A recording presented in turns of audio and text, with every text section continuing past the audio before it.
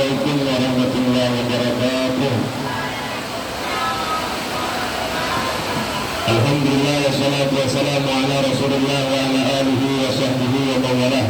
Asyhadu an la ilaha illallah wahdahu la syarika lah wa asyhadu anna Muhammadan abduhu wa rasuluh. Allahumma shalli ala sayyidina Muhammad wa ala ali sayyidina Muhammad amma ba'du. Alhamdulillah pada kesempatan pagi hari ini kita masih diberi kesempatan oleh Allah hadir berkumpul bertatap muka di majlis ilmu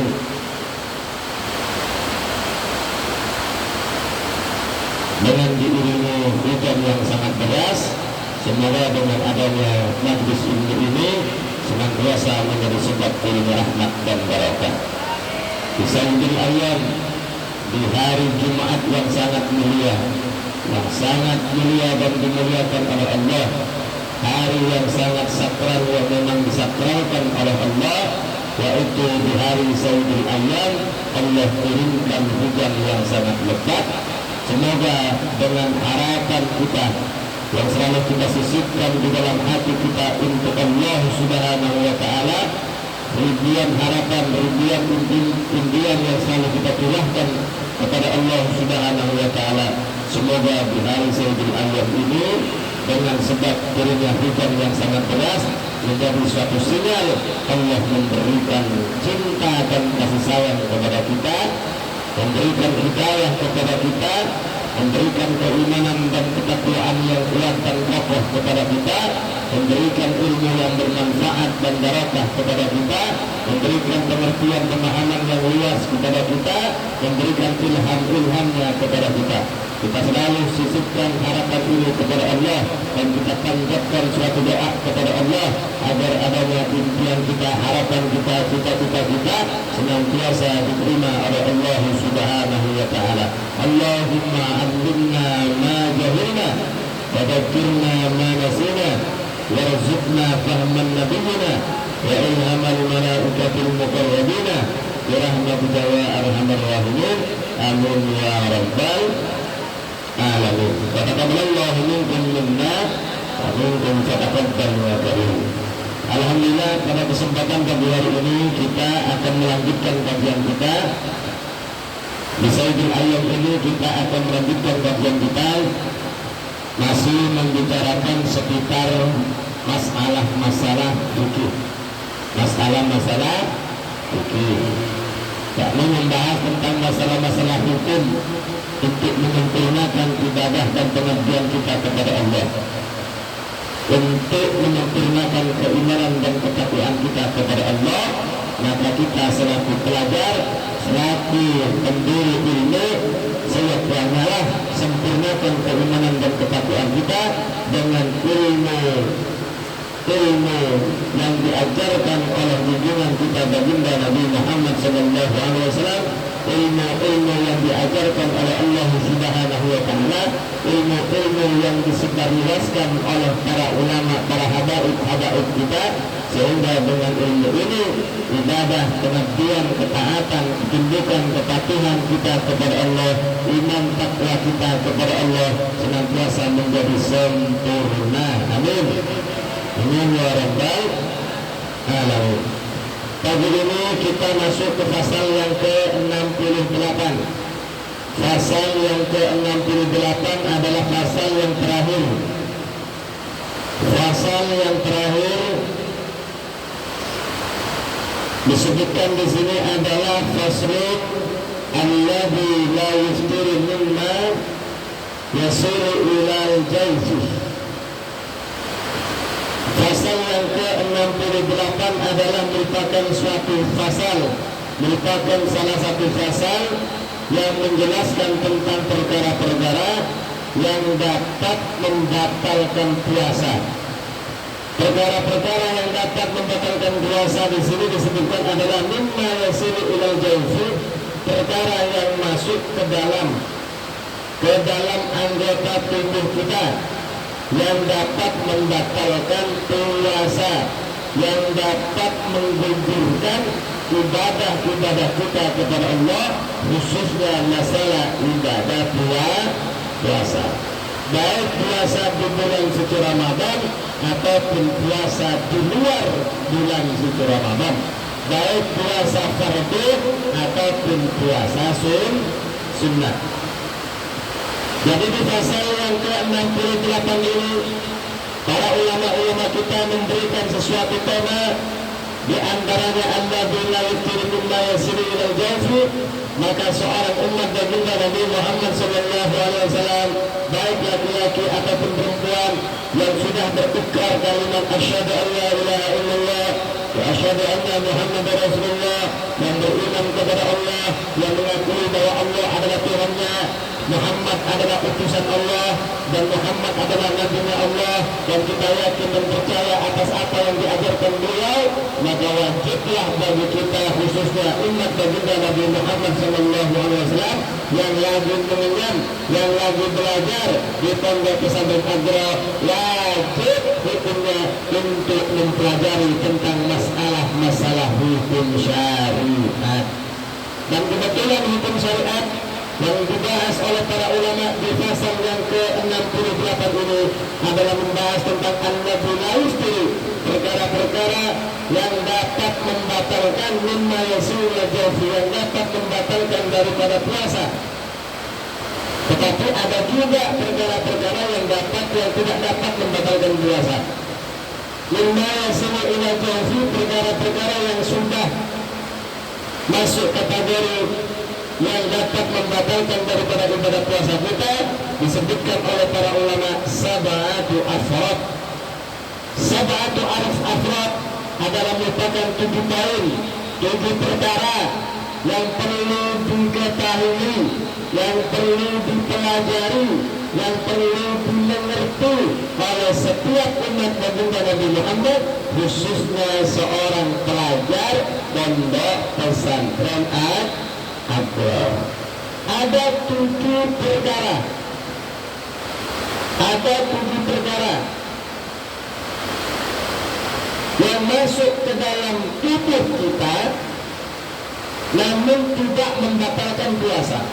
Ada sesuatu perkara yang masuk ke dalam tubuh kita yang membatalkan puasa. Ada pula sesuatu perkara yang masuk ke dalam tubuh kita tetapi tidak membatalkan puasa. Paham? Paham? Paham? Ya? Ada perkara-perkara yang masuk di dalam tubuh kita yang membatalkan ibadah puasa. Ada pula sesuatu perkara-perkara yang masuk di dalam tubuh kita tidak membatalkan puasa. Ada yang membatalkan puasa, ada juga yang tidak membatalkan puasa. Nah, pembahasan di dalam pasal yang ke-68 ini adalah sesuatu perkara yang membahas tentang perkara-perkara yang masuk ke dalam tubuh kita tetapi tidak membatalkan puasa.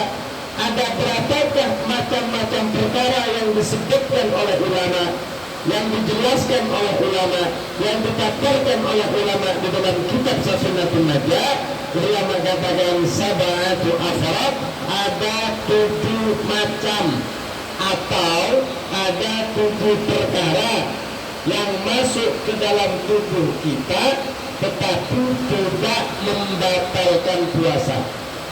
Ada 7 macam yang perlu ingat. Pertama, ma yasilu ilal jawfi binisyanin. Ma yasilu, ma perkara-perkara, isi ma itu perkara-perkara. Maksud dari perkara itu apa? Boleh perkara itu adalah nasi, boleh itu nasi goreng, sotong, ayam goreng, ayam penyet, ayam geprek, sate, bakso, soto, gulai, ataupun macam-macam buah-buahan, anggur, rambutan, pepaya, apel, jeruk, apalagi pisang, apalagi manggis, dan masih banyak buah-buahan yang ada di permukaan bumi Allah Subhanahu wa Ta'ala. Ada makanan berupa daging ayam, daging sapi, daging kerbau, daging unta. Ada yang berupa makanan pokok kita, daging, gandum, beras ketan, beras kuning, beras putih, beras hitam. Ada yang berupa makanan tapi cair. Kalau bahasa lain adalah minuman. Boleh minuman itu berwujud teh, kopi, susu, ali-ali, dawet, cendol, bubur. Masih banyak makanan-makanan atau minuman-minuman yang disebutkan oleh para ulama. Jadi isi daripada emak itu adalah perkara-perkara yang masuk ke dalam tubuh kita. Yang masuk apa? Yang masuk daging. Kita lagi puasa, ada daging masuk ke dalam perut. Nggak mungkin daging masuk ke dalam perut. Dimakan, dikunyah, ditelan, kena makan. Nasi sama, daging sama, bakso soto sama, sate sama, mie sama, buah-buahan, anggur, pisang, manggis, jambu, pepaya, rambutan dan lain-lainnya masuk ke dalam perut kita, tetapi masuknya melewati mulut kah, melewati telinga kah, melewati kedua hidung kah, melewati bibir kah, melewati lubang farji kah, tidak membatalkan puasa kalau adanya perkara tersebut disebabkan nisyan. Nisyan sebab adanya lupa. Kita lagi puasa, ada nasi goreng di atas meja, kemudian kita makan nasi gorengnya. Kok makan nasi goreng? Astagfirullahaladzim, lupa saya. Nasi gorengnya sudah habis. Dikasih tahu oleh Ilham, yang makan ridho. Ada nasi goreng di atas meja, dimakan oleh ridho lagi puasa. Habis nasi goreng di atas meja yang ada di piring itu, kemudian dikasih tahu oleh Ilham, baru kamu kan lagi puasa, kok makan? Dia langsung bilang, astagfirullahaladzim, ya Allah, iya saya lagi puasa. Apakah batal puasanya ridho? Tidak. Loh, perutnya kan kenyang. Rezeki, bukan rezeki ini, rezekinya Allah. Allah ngasih rezeki kepada kita. Allah sang pemilik rezeki, kebetulan Allah ngasih rezeki kepada kita.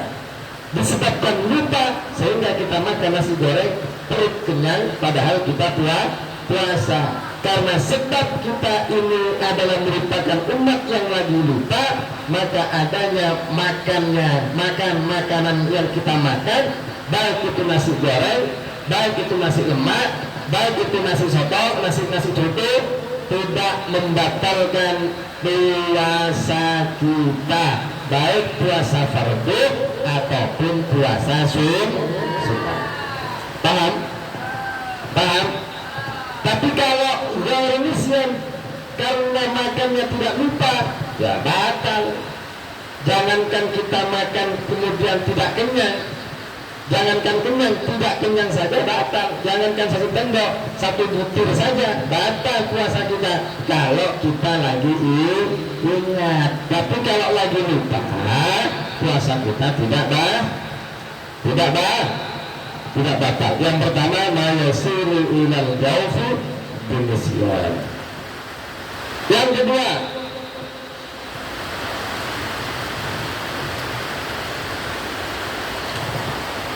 ada sesuatu perkara masuk ke dalam perut kita. Ada suatu perkara yang masuk ke dalam perut kita. Diingat-ingat, ada sesuatu perkara yang masuk ke dalam perut kita. Perkara itu apa yang dimaksud dari istilah perkara? Perkara itu boleh makanan ataupun boleh minuman, baik itu makanan pokok ataupun buah-buahan, baik minuman air putih ataupun minuman berbagai macam merek, Coca-Cola, Sprite, Fanta, wah, susu dan lain-lainnya masuk ke dalam perut kita minum ini makanan, tapi kita makan jahlin al ikrahin, disebabkan kita itu tidak mengetahui hukum, tidak mengetahui hukum masuk ke dalam perut kita. Kata orang, kamu kalau puasa tidak boleh makan.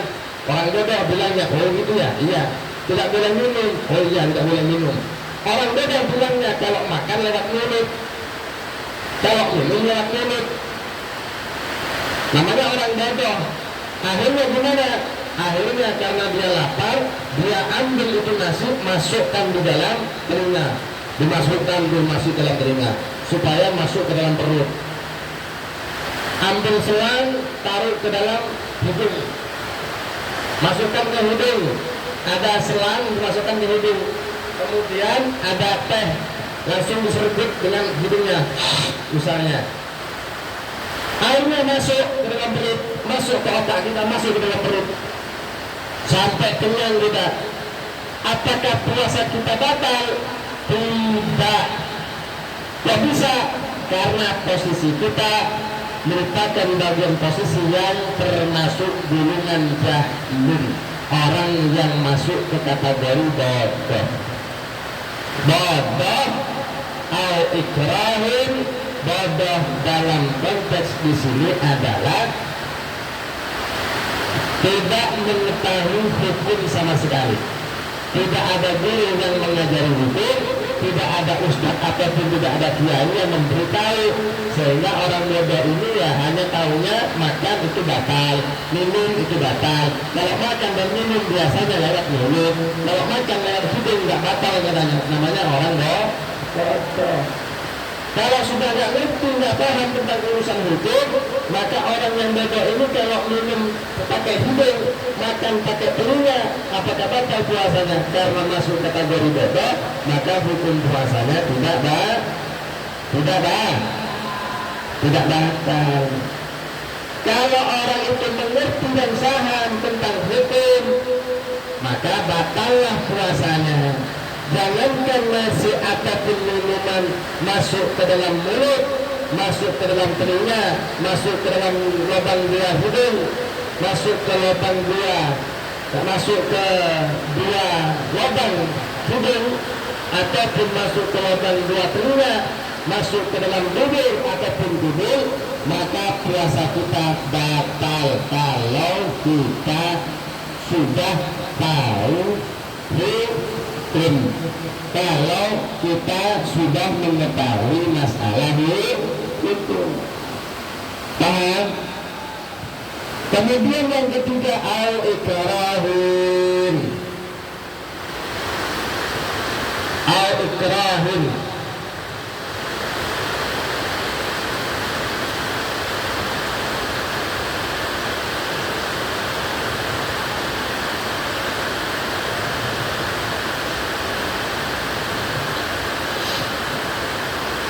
ada suatu perkara masuk ke dalam perut kita. Kita nggak bodoh, kita nggak lupa, tapi masuknya makanan itu kita sadar. Kita ini pernah belajar di pesantren, sudah tahu tentang masalah hukum-hukumnya sholat, sudah ngerti tentang hukum-hukumnya puasa, batal-batalnya puasa seperti ini, wajib-wajibnya puasa seperti ini, tahu tentang masalah hukum, mengerti tentang syariat. Tidak lupa orang tersebut. Kemudian ada makanan yang ada di atas meja kita makan. Tapi ketika kita makan ini, makanan yang kita makan ini disebabkan ikrah. Disebabkan ikrah. Ma'al ikrah. Ikrah itu adalah suatu makanan yang ada di atas meja, di mana kita itu dipaksa oleh orang untuk memakan makanan yang ada di atas meja. Contoh, ada Fikri lagi duduk, kemudian ada orang yang preman jalanan, bengis, jahat, super tega. Katakanlah Fauzi, bawa itu makanan, bilang ke Fikri, Fik, makan. Kalau kamu nggak mau makan, saya tampar. Kalau kamu masih menolak, saya pukul pakai balok. Kalau kamu masih tidak mau, saya hancurkan kepala kamu pakai besi, misalnya. Fikri tahu kalau si Fauzi itu bengis, tahu kalau Fauzi itu nggak main-main ancamannya. Maka terjadilah sesuatu ancaman yang membahayakan dari sisi keselamatan Fikri. Maka bagaimana? Fikri pun takut dengan ancaman tersebut. Kemudian Fikri mengambil itu buah-buahan yang dibawa oleh Fauzi, ataupun makanan-makanan yang dibawa oleh Fauzi, dimakan. Kata Fauzi, habiskan sampai kenyang kamu. Dihabiskan betul sampai kenyang oleh Fikri. Apakah batal puasanya Fikri? Tidak batal, paham ya? Tapi kalau Fikri sama Fauzi ini kompromi, batal. Kamu kan terkenal jahat. Iya, kenapa? Nanti kamu jahatin saya ya. Wah, ini batal. Kompromi namanya. Kompromi. Banyak orang kompromi di sini. Nah, ini bahaya. Ya, kompromi dalam kejahatan. Ini bahaya. Ikrah. Jadi ini sesuatu hal yang membahayakan. Kalau kita makan kemudian dipaksa oleh orang, diancam dengan orang, maka makanan yang kita makan sebab ancaman tersebut tidak membatalkan puasa. Tetapi kalau orang yang mengancam kita, kemudian kita memang kompromi dari sisi dimana kita meminta kepada orang agar kita diancam di waktu siang ketika kita lagi berpuasa di bulan suci Ramadan, maka puasa kita menjadi batal. Paham ya? Paham? Kemudian yang keempat, wa bijarayani rukin bima baina asnani. Yang keempat itu ada suatu makanan yang ada di sela-sela gigi kita. Sisa-sisa makanan ada di sela-sela gigi kita. Ketika kita lagi sahur, makan nasi jagung, makan nasi putih misalnya, ada sisa-sisa nasi tersangkut di sela-sela gigi kita. Ya, apalagi kalau giginya bolong. Coba angkat tangan yang bolong giginya siapa? Angkat tangan yang giginya bolong. Nah, kalau giginya bolong biasanya kan, kalau kita makan nasi, biasanya makanan itu masuk ke lubang-lubang gigi, ke sela-sela gigi. Kebetulan ketika kita puasa di bulan suci Ramadan, selepas sahur kita tidak gosok gigi, lupa. Berangkatlah kita ke masjid untuk menjalankan sholat subuh berjamaah. Selepas sholat subuh berjamaah, biasa kita pulang ke rumah masing-masing. Ada yang nyapu rumah, bantu ibunya, ada yang bantu ayahnya mengambil kayu di hutan misalnya, ada yang bantu ayahnya cuci mobil misalnya, ada yang bantu ayahnya ngasih makan sapinya misalnya. Kemudian jam 8 pagi misalnya nih, anak orang yang tadi yang lupa gosok gigi mau menjalankan sholat duha. Sholat duha ini berangkat ke sholat duha, atau dia tidak mengerjakan sholat duha, bincang-bincang sama ayahnya kah, atau dia bincang-bincang sama ibundanya kah, enak ngobrol ya, berbual lah ya, ngobrol-ngobrol sama orang tua, ngobrol-ngobrol sama kawan, sehingga nasi yang tersangkut ataupun nasi yang masuk ke dalam lubang gigi itu keluar, tidak terasa masuk ke dalam perut, terkena telan. Ketika kita sedang menelan lidah kita, maka adanya sisa-sisa makanan yang di gigi itu ikut masuk ke dalam perut kita. Apakah batal puasa kita? Tidak. Kalau masuknya itu apa? Masuknya itu ada suatu kesulitan untuk dikeluarkan. Tapi kalau ada makanan masuk ke dalam perut, sebelum masuk ke perut mesti masuk ke dalam leher, ke tenggorokan. Masih terasa di sini kalau ada makanan masuk, langsung gini kan, keluarkan. Gitu. Jangan kemudian masuk terasa di sini, kalau bisa, kalau sekiranya bisa dikeluarkan, keluarkan. Tapi kalau sekiranya nggak bisa dikeluarkan kemudian kena telan, nah itu nggak batal. Tapi kalau kita itu masih bisa mengeluarkan sesuatu yang masih ada di tenggorokan, keluarkan, wajib hukumnya. Tapi kalau sudah tidak bisa kemudian masuk ke dalam perut, nah, karena terdorong dengan air ludah, ada suatu kesulitan untuk mengeluarkan itu sisa-sisa makanan, maka tidak batallah puasa kita. Paham ya? Paham? Nah, ini yang merupakan poin yang ke berapa? Keempat. Kemudian yang kelima, waqad ajaza an majjihi li'udhri. Ada perkara-perkara yang masuk ke dalam anggota tubuh kita, ke dalam perut kita, ataupun ke dalam tubuh kita, yang susah untuk kita hindari. Apa itu? Kita lagi naik sepeda motor. Kalau dulu itu jarang ada aspal, ya, jarang ada aspal kalau dulu. Ya, aspal ini kan baru-baru masuk ini. Sehingga kalau ada kereta atau ada mobil, jalannya kenceng, kalau kita ada di belakang, itu kalau bukan aspal tapi masih tanah, apalagi kalau sudah musim kemarau, maka tanah itu banyak debunya, sehingga debu yang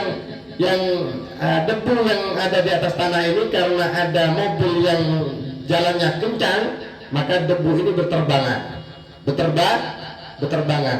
Debu-debu yang berterbangan itu masuk ke hidung kita, masuk ke dalam telinga kita. Nah ini sulit untuk kita hindari. Maka adanya debu yang masuk ke dalam tubuh kita, masuk ke organ-organ, yakni masuk ke dalam tubuh kita, yang melewati daripada hidung ataupun telinga, yang biasanya membatalkan puasa. Tetapi ada juga debu yang masuk ke dalam hidung, debu yang masuk ke dalam telinga, itu tidak membatalkan puasa, karena sulit untuk kita hindari. Tetapi kalau kita sengaja, ada mobil, ayo kita kejar, bilang misalnya Rehan bergoncengan sama Reza yang naik sepeda motor, sedangkan Rehan ada di belakangnya. Kata si Rehan, ayo kejar mobil itu. Kata Reza, kenapa kok dikejar? Iya, kalau kita kejar kan enak, debunya bisa masuk ke hidung, nanti bisa masuk ke telinga. Kalau perlu kita mengangah supaya debunya masuk ke mulut kita, kan kenyang kita makan debu misalnya. Batal puasa kita, batal. Bukannya menghindar kita, tetapi kita mencari sesuatu yang sekiranya kita bisa makan sesuatu perkara yang seharusnya kita hindari. Mau itu barang makanan ataupun tanah ataupun batu kita masukkan, jangankan batu, perkara yang mulia lah, emas kita telan, intan kita masukkan, apalagi mutiara, jemerut kita masukkan, kita telan, ya batal puasanya. Tapi jangan sampai kemudian kita punya pikiran, kalau makan itu batal, makan nasi batal, makan sotong batal, sate batal, gulai batal, bakso batal. Kalau emas kan bukan makanan, telan aja lah misalnya, batal betul, batal. Paham ya? Tapi kalau debu itu masuk ke dalam mulut kita, ataupun masuk ke dalam hidung kita, ataupun masuk ke lubang telinga kita, sampai masuk ke kendang ini misalnya, itu tidak membatalkan puasa karena susah untuk dihindari. Nah, paham ya? Kemudian yang nomor 6, perkara-perkara yang tidak dapat membatalkan puasa, perkara-perkara yang masuk ke dalam namun tidak dapat membatalkan puasa. Yang nomor 6 adalah wa ma wasala ilal jawfi wa kana yubarat tariqa, perkara yang masuk ke anggota badan kita, tubuh, ya, perut. Yang maksudnya di sini seperti wibarat tarik, ayakan-ayakan tepung, ya, ayakan-ayakan tepung. Misalnya siapa Baim ini bawa beras, kemudian dibawa ke tukang seleb, tahu tukang seleb, ya. Biasanya tepung itu mau dilembutkan kan diseleb dulu, digiling, ya. Kalau orang kami itu bahasanya selepan. Nah, kalau nggak ngerti selepan, gilingan, ada gilingan manual, ada gilingan yang memang berkaitan dengan seperti kayaknya mesin lah, ya. Kita masukkan beras ke lubang itu, kemudian dihidupkan mesinnya, kan gitu, ya kan, dihidupkan dulu, nah, baru kita masukkan beras, lama-lama jadi tepung, dimasukkan itu yang namanya jagung lembut jadi tepung misalnya. Kita mau nyelet atau mau apa tadi, menggiling, ya, dengan mesin, karena anginnya terlalu kencang atau ada kipas angin di atasnya, sehingga ketika beras itu digiling ataupun diseleb sehingga berterbangan, ataupun seperti buah kopi. Nah, buah kopi ketika kita memanen kopi, nggak langsung digiling, nggak langsung diseleb, tapi dijemur dulu, dikeringkan. Habis dikeringkan, baru kita ini ambil itu bijinya. Selepas ambil bijinya, baru kita masak di atas wajan yang terbuat dari tanah. Nah, disangar lah kalau bahasanya itu sampai kehitam-hitaman, baru nanti diseleb jadi kopi, tangker, kopi apa, merek-merek, berbagai macam merek yang ada di Batam itu. Nah, kemudian itu diseleb, biji-bijian itu diseleb ataupun digiling dengan cara mesin kan. Nah, karena kipas anginnya kuat, dihidupkan itu mesin, akhirnya kopi ini berterbangan kena kena terjangan angin kipas tadi itu, sehingga terbangnya kopi yang sudah lembut ini, yang sudah seperti tepung, akhirnya mengenai tubuh kita, masuk ke dalam hidung, masuk ke dalam telinga, masuk ke dalam mulut kita secara tidak sadar, maka adanya puasa kita tidak batal. Paham ya? Makanya bagaimana supaya tidak batal? Yaitu karena sulit untuk kita hindari. Tapi kalau dikasih tahu, maka bagaimana caranya? Kalau sekarang kan dulu nggak ada masker, sekarang kan sudah ada masker. Kalau kita mau nyelep pakai masker, supaya apa? Itu tepung-tepungnya atau ayakan-ayakan itu, hasil yang diayak ini nggak terbang-terbang, nggak masuk ke mulut kita, pakai masker. Ya, paham ya? Tapi kalau nggak ada masker ya gimana lagi? Paham ya? Seperti tukang selebnya kan nggak bisa jauh dari mesin, nah seperti itu. Jadi nggak batal puasanya. Tapi kalau disengaja, nah itu batal. Kemudian yang terakhir, yang masuk ke kategori Allah bina yufturkum ma yakunu mimma yasiru ilal jawfi, perkara yang masuk ke dalam tubuh kita, yakni perut, namun tidak membatalkan puasa, baik itu puasa fardu ataupun puasa sunnah. Yang nomor 7, yakni yang terakhir adalah lama wasala ilahi wa kana warbanata ba'id au dubaban ta'iratan au nahwuhu. Di sini disebutkan au dubaban, ya. Yang tadi itu disebutkan wa kana wibara tarik, yakni perkara yang masuk ke anggota dalam perut kita, ayakan wa ma wasala ilahi, perkara yang masuk ke dalam perut kita, wa kana warbanata ba'id, yakni ayakan-ayakan tepung. Itu nggak membatalkan puasa tadi, itu yang saya sebutkan tadi. Kemudian yang ketujuh, aujubaban ta'iran, aujubaban ta'iran. Yang ketujuh, ada binatang bernama dubab. Yang disebutkan di sini adalah dubab, lalat. Bahasa Arabnya lalat itu dubabin, lalat. Ta'iran, lalatnya lagi terbang, terbang. Apakah hanya lalat saja? Tidak. Ulama katakan aunahmuhu, sesuatu yang sama dengan lalat yang bisa terbang itu apa? Banyak. Burgus. Apa itu burgus? Burgus itu nyamuk, lebah, nyamuk, lalat, agas, apalagi kutu kalau bisa terbang misalnya, ya. Apalagi yang kecil-kecil itu laron, apa lagi? Ya itulah ya, jenis-jenis binatang-binatang seperti dubat ini terbang, nah, terbang ke angkasa. Tiba-tiba ada Lukman Pancur menganga, menganga, lagi menganga, lagi kenapa? Lagi ngantuk, wah gitu orangnya kan.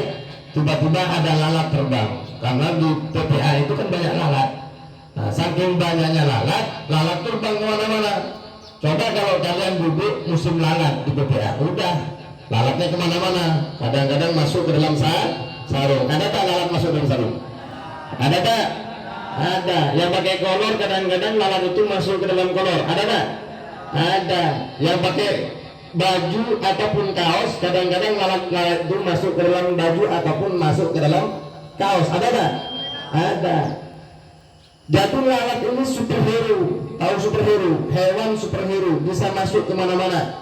Ya, bisa masuk kemana-mana. Bukan hanya dia terbang kemudian dia menaruh badannya, atau kalau bahasanya itu mencrok. Kalau mencrok apa itu? Mengendap apa? Mengendap dulu ke atas kepala, ke kening, atau ke muka. Kalau ke muka kita bisa kita usir gini. Kalau ke dalam sarung, dalam celana kadang-kadang ada apa ini kan jalan ini. Ternyata ketika kita pukul, kemudian kita keluarkan, ternyata lalat masuk ke dalam kolor kita. Sirwalun, selebar katanya orang Madura. Nah ini nggak membatalkan puasa, karena bukan mulut, bukan perut, bukan sesuatu hal yang ada di dalam tubuh kita. Ini lalat ini nggak lumrah masuknya, nggak masuk ke dalam kolor, nggak masuk ke dalam sarung, nggak masuk ke dalam baju. Tapi nggak kayak baim ini uai misalnya, uai. Dia apa? Uai itu apa?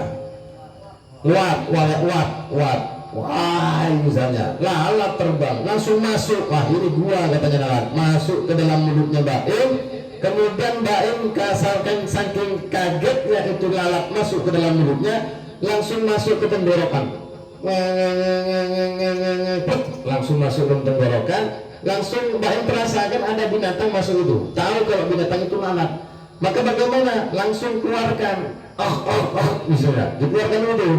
Tapi kalau nggak bisa dikeluarkan karena sudah terlanjur masuk ke dalam tenggorokan dan di bawah tenggorokan sampai kena telan karena terdorong dengan air lidahnya, maka makanlah baim itu telah makan yang namanya lalat. Lalat itu masuk ke dalam perutnya tadi itu.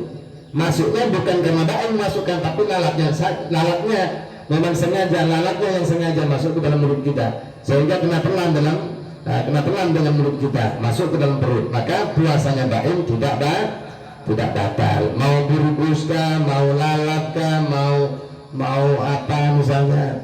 Nah, yang terbang yang paling gede apa? Misalnya burung merpati. Kalau burung merpati, keterbang burung merpati bilang tidur misalnya sambil menganga, contoh sambil menganga nih misalnya, saking ngantuknya, saking capeknya menganga. Ada burung merpati terbang masuk ke dalam mulutnya, bilang nggak mungkin masuk ke dalam perut itu, tetap langsung masuk ke dalam mulut. Yang masuk apanya? Mungkin kepalanya, kalau badannya nggak akan masuk karena terlalu besar. Lebih besar itu burung merpati daripada mulutnya di bilang. Tapi kalau mulutnya bilang misalnya besar seperti seperti gayung, ya mungkin burung merpatinya bisa masuk. Tapi jarang-jarang lah kalau orang itu punya mulut sebesar gayung. Paham ya? Ini hanya contohnya al-gubaban, lalat, seekor binatang yang sangat mudah untuk masuk ke dalam mulut kita. Tapi kalau ada hal-hal hewan yang lebih besar daripada zubat, yakni lalat, hewan-hewan yang lebih besar nanti burung merpati, atau burung burung gereja, atau burung kakak tua, burung hantu, atau burung jala, ya masuk ke dalam mulut kita, ya sulit untuk kita telan. Ya biasanya langsung kepalanya langsung masuk ke dalam mulut. Tapi jarang juga, jarang adanya hewan mau masuk ke mulut kita sudah tahu, langsung menghindar kita. Kalau lalat kan terlalu kecil nggak nampak. Nah inilah yang merupakan bagian daripada contoh-contoh yang dicontohkan oleh ulama kita mengenai tentang pasal yang ke-68 yang membahas tentang persoalan alladzi la yustiru mimma yasulu ilal jawfi, perkara-perkara yang masuk ke dalam perut kita ketika kita lagi puasa di bulan suci Ramadan ataupun di luar puasa di bulan suci Ramadan, baik puasa wajib ataupun puasa sunnah. Ada perkara-perkara masuk ke dalam perut kita, ada perkara yang masuk ke dalam perut kita tetapi tidak membatalkan puasa, dan contoh-contohnya barusan sudah kita jelaskan dan sudah kita dengarkan. Ada berapa semuanya jumlahnya? Ada 7 macam perkara, sab'atu af'alat. Paham semua? Alhamdulillah pagi ini kajian kita mengenai tentang pasal pertama, pasal kedua, pasal ketiga sampai masuk ke pasal ke-68 ya, membahas tentang masalah-masalah perkara yang terakhir. Pasal ini membahas tentang masalah perkara yang masuk ke dalam perut tapi tidak membatalkan puasa. Ini merupakan pembahasan yang terakhir di dalam kajian kitab Safinah. Nah, semoga kajian ini yang sudah hatam pagi ini, tepatnya di Sayyidul Ayam, tanggal berapa sekarang? Tanggal 24. Tanggal 24 Juni 2022 kita di hari Sayyidul Ayam ini, alhamdulillah Allah memberikan kemudahan kepada kita mengikuti kajian-kajian fikih. Dari awal sampai akhir kita sudah bisa menghatamkan kitab Safinah. Insya Allah di hari Senin kita akan membahas kitab-kitab yang lain. Insya Allah kita sudah hatam pelajaran ini dan kita tutup dengan doa ya, meminta kepada Allah agar apa yang sudah kita kaji, apa yang sudah kita pelajari ini senantiasa dilekatkan oleh Allah, dikuatkan ilmu ini di dalam pikiran kita, di dalam diri kita, sehingga kita tidak mudah untuk lupa dan melupakan ilmu yang sudah kita dapat. Amin ya rabbal alamin. Allahumma akrimna bi nuri fahmi wa akhrijna min dhulumatil wahmi waftah lana abwaaba rahmatika wansurna min batak ya arhamar rahimin. Allahumma arzuqna fahman nabiyina wa huddan mursalina wa ilman malaikatika wa barakina bi rahmatika ya arhamar rahimin. Allahumma arzuqna fahman nabiyina wa huddan mursalina wa ilman malaikatika wa barakina bi rahmatika ya arhamar rahimin. Allahumma inna na'udzubika min ilmin la yanfa'u wa qalbin la yasha'u wa 'amalin la yanfa'u wa du'ain la yusma'u wa na'udzubika min ha'ula'il arba' wa nafsin la tasba'u wa 'amalin la tadma. Allahumma la ilaha illa anta subhanaka la 'ilma lana illa ma 'allamtana innaka antal 'alimul hakim. فلذلك علمنا بعلمك علم اخر علم اليقين ومنك توجه وتقرب الى حضرتك. اللهم صل على سيدنا محمد صلاه تجعلنا بها من اهل العلم ظاهرا وباطنا ونشرنا بعبادك الصالحين في الدنيا واخرانا واهله وصحبه وسلم والحمد لله رب العالمين. وتقبل الله منكم منا ومنكم وتقبل الكريم. Pembahasan yang sudah kita bahas, yang sudah kita dengar pembahasannya, apa yang sudah saya jelaskan, ada suatu kesalahan, kehilafan itu muncul dari mulut seorang dengan dosa. Kebenaran itu hakikat adalah bimbingan dan arahan dari Allah Subhanahu wa taala. Tutup dengan doa kafaratul majlis subhanallahumma wa bihamdihi asyhadu an la ilaha